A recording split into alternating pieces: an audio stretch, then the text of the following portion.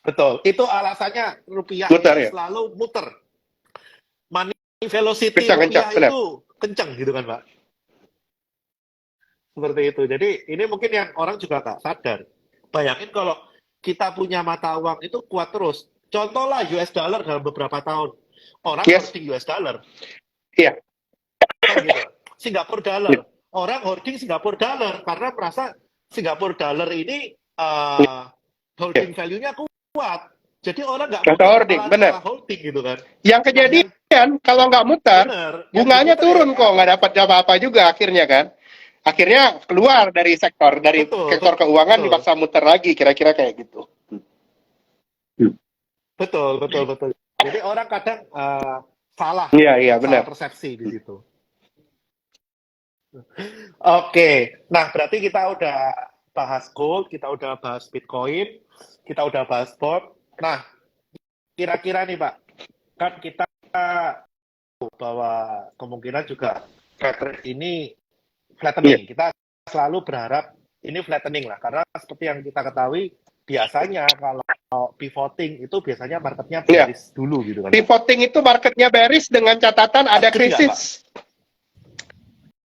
Ini pertama kalinya, Oke, ini sebenarnya merisaukan gua dalam jangka panjang, tapi ini another section lah, kita bahas. Tapi dalam jangka pendek dengan tidak adanya krisis besar di Amerika, krisisnya ditahan, langsung ditambal, itu menyatakan kondisinya sektor keuangan menang kok. Bukan sektor real yang menang. iya, iya, iya. Kalau 2008-2009 kan dibubarin kok, Ya, dibubarin, sektor realnya menang, sektor keuangannya benar, ambral dulu, benar. kita ambral dulu, bisa baru konsolidasi kan. Sekarang nggak. Sekarang sektor Betul. keuangan total conquest aku lihat di Amerika. Jadinya in this case aku sih lebih lihatnya kita harus siap-siap melihat flow dana asing ini lari kemana. Itu yang harus kita perhatikan habis ini. Betul. Karena ya secara nggak langsung, ya ini uang beredar di mana gitu Beredar kan, Pak. di pasar keuangan. Ingat kalau cerita aku kemarin-kemarin uang beredar di Betul. sektor real. Dan cerita uang beredar di sektor real itu Benar. Ini selesai udah disedot balik. dengan turunnya inflasi itu selesai. Balik lagi ceritanya uang beredar sektor keuangan, kita harus Betul, betul. pilih sektor keuangannya mana yang bakal masuk duluan. Itu kira-kira temanya sekarang. Betul. Nah, kalau kita ngomong sektor keuangan nih Pak, ini udah mulai ada trigger nih untuk masuk lagi. Dan kita selalu tahu lah, same old story bahwa debt ceiling US ini kan selalu kepentok dan selalu dilonggarin. Mei ini kan dia punya masalah debt ceiling dan menurut saya sih pasti akan dilebarin Iya. lagi debt ceilingnya gitu kan. Nah, uh, kayaknya saya tahu ya tadi Pak Farul mau bahas di another session. Bom waktu, Pak. Bom waktu bagi ekonomi Amerika yang mungkin akan membawa Amerika begitu crash, jatuhnya mungkin akan terjadi paling dalam mungkin 50-60 tahun ke belakang gitu. Nah, ini Aku gimana Pak lihat menurut Pak Farul? Saya sih punya nggak kejadian tahun ini ya kok. Di situation itu aku resiko ya, punya tapi bayangan mungkin 2000, 2026 atau 2027 kita harus waspada. Ya bisa 2028, 2006 2028 ya kita 2028 hitung Pak. lah bareng ntar dilihatnya. Resikonya itu agak lumayan tinggi ya. Karena sebenarnya problem dunia itu kok makin hari ke hari uang itu makin nggak bergerak berputar di sektor real. Kalau kita aware di sektor keuangan Betul, itu ini betul. nggak sehat Ini sama kan sekali sebenarnya ya. betul. Dan ini kan istilahnya Iya, bubble benar. financial Itu sector. yes, Dipompa terus, dipompa terus, dipompa terus, tanpa ditopang dengan yes benar. fundamental dan sektorialnya. Dan ini akan membawa ke apa? Valuation bubble. Let's see. Kita belum sampai ke sana. Dan aku rasa sebagai market participant, nanti beda. Kalau aku sebagai ekonom, aku akan bahas bubble-nya. Tapi kita sebagai market participant, we need to aware ada opportunity di bubble tersebut. And kita udah Yes, mau masuk ke new exactly. bubble, itu mungkin yang bulan-bulan ke depan kita bahas tuh habis lebaran. Nah, yang penting ingat, ini balon habis dikempesin, biasanya dipompa lagi, balon itu Iya, biasanya tapi lebih udah gede, lebih Pak, daripada ukuran tipis. semula. Kalau Balonnya makin semulanya tipis kok. segini, nah, Itu permasalahan. Lebih gede, benar. Lebih gede bubble-nya, tapi semakin lama balonnya semakin tipis. Yang penting kita harus tahu kapan limit dari balon ini sebelum meletus, Iya, kita benar. kabur dulu. Itu nggak ada yang bisa tahu, cuman kita coba rasa-rasakan lah ntar dengan diskusi-diskusi kita ntar di obrolan-obrolan. Terus, terus. Ini seru nih Pak, hari ini kita bahasnya ke semua hal nih. Nah, kira-kira Pak, yang harus diwaspadai di bulan 5 Pak, selain masalah, ya kita tahu volume kita masalah lah. Kita trading volume ini masalah. Nah, kira-kira selain masalah likuiditas bulan 5 ini Trading volume, kalau aku rasa trading volume itu it is also a function ini ya, apa namanya ya, valuasi marketnya belum turun ke level yang benar-benaran menarik, dan banyak saham itu belum tercover dengan baik kok. Sama kayak sekarang aku kan bullish banget sama consumer. Permasalahannya adalah masih banyak orang yang masih denial on consumer sector. Itu banyak banget. Padahal so far performing well. Padahal ya boring call, dibilang boring call, upside-nya nggak bisa debagger. Ya siapa yang nyuruh cari bagger tahun ini? Yang nggak ada.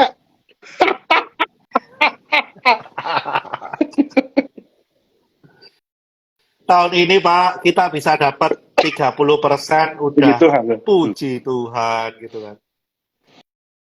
Jadi jangan dibayarin bagger kayak tahun 2020, 2021 ya, nanti nunggu 2028 kalau meletus beneran, itu masuk yang gede, itu baru bener-bener bagger. Kalau sekarang sih ya, kita ya so far juga kalau kita sebetulnya cari opportunity ya masih kuat dan masih kuat. Dan kalau terakhir sentimennya aku lihat belum terlalu well on ya. Ini masih bisa, ini masih bisa jadi penopang indeks. Walaupun indeksnya berat, tapi ini harus this stock bakal outperform lagi. Jadi orang-orang nggak sadar waktu kemarin IHSG sampai 6.510 itu harga KLB nggak kemana-mana, Mayora nggak kemana-mana, Unilever nggak kemana-mana, gitu kan? Jadi naik. Aku udah cerita kan, rokok ya masa dia panis ya, dia zamannya udah berubah lah kira-kira gitu. Dan ini yang orang kadang masih denial. Baik. Ini terjadi di berbagai tipe investor ya, itu denialnya lumayan tinggi. Benar. Dan saya juga melihat satu sektor Pak yang sebetulnya ada headwind-nya lagi gede, tapi sebetulnya ini cyclical dan memang dia cycle-nya lagi di bawah, dan ini kalau kita momen masuknya tepat, ini upside-nya gede. Poultry. Wah, poultry. Ya boleh kok. Headwind-nya ya mudah-mudahan udah selesai ya. Mudah-mudahan konsolidasi juga udah kelar dan kayaknya valuasi pemain gedenya udah turun dalam tuh. Yes. Rata-rata pemain gede udah terkoreksi 30-40%, ya kan? Dan loss-nya udah di-realize semua.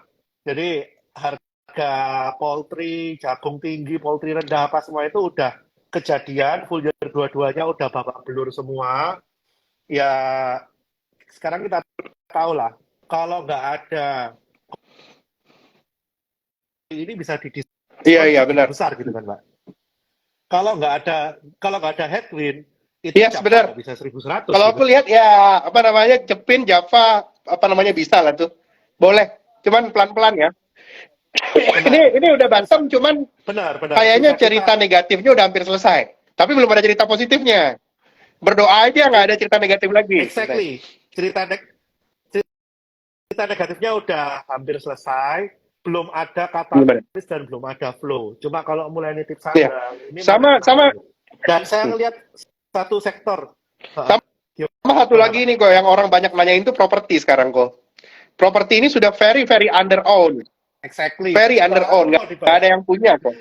Nggak ada yang punya, nggak ada yang cover kok. Benar.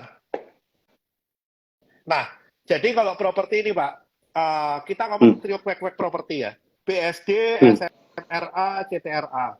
By technical, mereka ini udah kelihatan BSD ini udah nggak bikin new low lagi ya. New low. Dia bahkan udah keluar dari baseline-nya dia 880 930 dan dia udah berhasil break 980. Sekarang dia main di atas 1000. Ini udah menunjukkan area konsolidasi yang hampir selesai dan menuju ke area marking up. CTRA sama, kurang lebih seperti BSDE. Yang menarik ini satu, Pak. Kemarin yang dapat headwind paling keras, itu kan Summarecon. Sampai dia harus jualan aset, apa segala gitu kan. Sehingga ini yang paling orang tidak lirik. Dan harganya yang cenderung paling tidak berubah, tidak bergerak dari bottomnya ini Summarecon yang masih ada kesempatan. Dan kemarin baru breakout dari dia punya neckline dan mulai balik ke arah secondary uptrend line-nya dia. Asal dia jaga di 540 ke atas. Ini menarik, Pak. Trio kwek-kwek ini kan keseluruhan industri nih, Pak. Nah, dari trio kwek-kwek yang mewakili keseluruhan industri ya, saya percaya Pak, yang pandangan Pak Faru bahwa properti ini menarik, ya ini mungkin kita sedikit kecepatan nge-call-nya, tapi eventually ini udah kelihatan dan market cap dari properti kekecilan dan kecil Pak. Dan underown. Iya, very underown ya. Jadinya belinya kalau aku melihat statusnya masih agak judi sih, cuman agak panjang boleh lah. Secara valuasi udah nggak demanding. Ini valuasi dengan tidak terjadi apapun sekarang. Tidak terjadi apapun, no catalyst, company-nya nggak ngapa-ngapain. Masalahnya percaya keluarga Nagaria nggak bikin sesuatu di Summarecon kan? Nggak mungkin kan? Pasti ada something, abis pemilu dan lain-lain. Ya aku rasa sih kalau mau beli fundamental aja, beli reputasi jangka panjang boleh. Tapi jangan harap cepat naik ya. Ini likuiditasnya nggak ada. Kalau likuiditasnya nggak ada itu gampang naik, gampang turun cepat. Betul, betul. Karena yang menopang sustainitas harga ya pasti liquidity gitu kan, Pak. Nah, yang ini Pak, yang saya lihat juga agak menarik ini ya. Kita kan udah tahu nih, perhitungan batu bara sekarang kalkulasi baru pakai ICI. Q2 ada PLU. Berarti ini kan kita tahu nih, arahnya kemana. Yang kalau tahun lalu kita ini bullish ke produsen batu bara dengan kalori tinggi, saya sekarang malah kebalik, Pak. Tahun ini saya melihatnya batu bara dengan kalori rendah. Ini bakal dapat volume play, udah beda, udah nggak price play sekarang. Udah beda. Yes, exactly. Karena kita tahu dari tahun lalu itu semua price play. Semua produsen batu bara itu nggak ada yang produksinya naik. Tapi bottom line naik semata-mata hanya karena ASP naik. Bayangkan kalau ASP-nya turun dengan produksinya nggak bisa di-ramp up. Itu bottom line mampus semua, Pak. Terutama yang kalori tinggi pasti mampusnya paling dalam gitu kan. Nah, beda halnya dengan yang main kalori rendah. Di mana ASP-nya lebih stabil gitu-gitu aja. Dan produksinya ini cenderung bisa lebih lebih gampang. Biasanya kalori rendah itu stripping rasionya nggak rusuh kok. Biasanya ya. Biayanya nggak mahal lah angkatnya ya. Benar. Jadi saya lihat kayaknya ada, kalau teman-teman yang masih punya cool kayaknya berubah. Ini tukar. Jadi kita jangan lagi beli TMG, itu udah game-nya selesai lah. Nggak perlu, jangan lihat dividen dan lain-lain. Beda. Ya kalau saya bilang Pak, ITMG kemarin ngasih dividen final 6.400 itu golden shake hand. Salam tempel, I'm sorry. Udah beda lagi, tunggu. Ya, see you. We will see you again on the next cycle. Itu salam perpisahan, we will see you again in the next cycle. Seperti itu. Nah, ini ada yang nanya nih Pak sekalian. Nikel Pak, gimana nih Pak? Nikel kayaknya harusnya udah lumayan oke ya. Kalau kita lihat tanda-tandanya China udah makin recover. Tapi kayaknya aku lebih percaya ini gameplay second half, Pak. Yes. Dan nikel ini teman-teman harus sadar, volume play. Nikel jangan berharap dari ASP. Nikel nggak akan bullish, nggak akan sampai 40.000, 50.000, 60.000. Nggak boleh. Kalau 50.000, 60.000, Indonesia bubar, Pak. Yang lain buat baterai nggak masuk. Benar. Ini aja jangan naik, nggak boleh. Makanya yang harus dilakukan oleh semua emiten nikel itu satu, mereka harus cepet-cepetan ramp up production untuk mereka bisa menikmati volume play. Kalau mereka nggak bisa cepet-cepetan ramp up production, mereka bisa kehilangan momen. Jadi nikel ini trikinya di situ. Kalau kalian di emiten nikel tapi mereka nggak ada rencana ekspansi, nggak ada rencana untuk menambah kapasitas produksi, ya kemungkinan resultnya nggak akan kemana-mana. Tapi kalau kalian beli emiten nikel yang memang rencana ekspansinya jelas dan ke depan ini rencana ekspansinya bisa double atau triple produksi, ya itu chance gitu kan. Mereka pasti bagus resultnya ke depan. Oke. Oke, ini nggak kerasa nih Pak, udah mau 1 jam. Kira-kira apa nih Pak, pesan-pesan buat teman-teman untuk mempersiapkan sell in May and Sell go away? and Ini go kira-kira away, gimana Pak? Masih aku cuma relevan mau nggak? bilang bahwa mungkin masa-masa sulit, masa penantian kita mungkin sudah akan berakhir. Sudah mulai ada light at the end of the tunnel. Tapi kita tetap harus bersabar, ojo ke susu, Bapak Ibu sekalian. Mesti bersabar. Paling kalau mau paling aman sekarang, enjoy di bond dulu, enjoy di RDPU dan lain-lainnya. Nanti ketika waktunya kita sudah ngelong, kita all in. Itu kira-kira.